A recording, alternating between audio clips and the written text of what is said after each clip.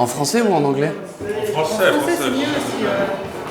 Ici ou là-bas? On peut rentrer petit à petit.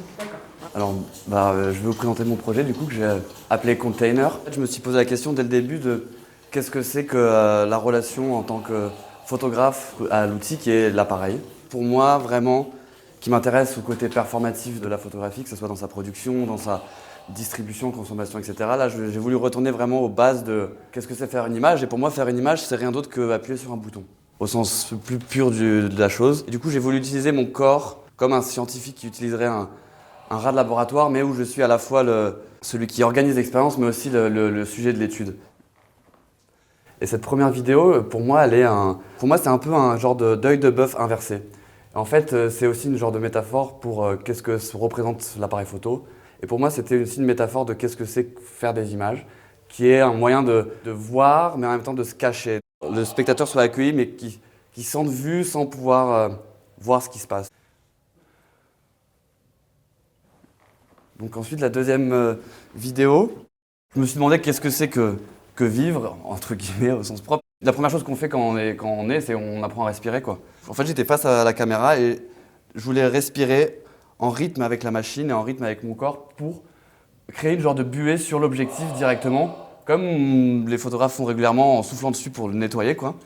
Mais de façon répétitive jusqu'à ce que l'homme ou la machine ne puisse plus le faire, alors que c'est un acte simple. Cette vidéo dure 30 minutes jusqu'à ce que en fait, je gagne ce genre de duel qui est un genre de combat vraiment calme entre l'homme et la machine.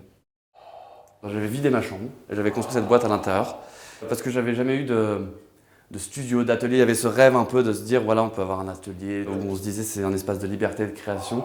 Et après avoir construit cette boîte blanche un peu comme un genre de white cube, aligné, je me suis dit ok, il n'y a rien dedans.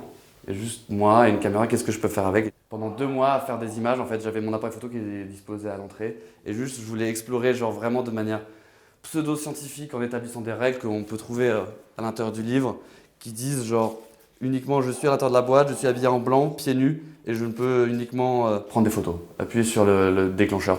En fait, pendant 2 mois, je me suis de manière obsessionnelle concentré à prendre des images, explorer aussi bien l'architecture de la boîte avec mon corps en ayant des limites, mais aussi en commençant à utiliser le fil qui me relie à l'appareil, non plus en tant que fil, mais en tant que objet qui me permettait de faire des formes. Donc vraiment une exploration qui soit... On peut venir voir le livre. Hein.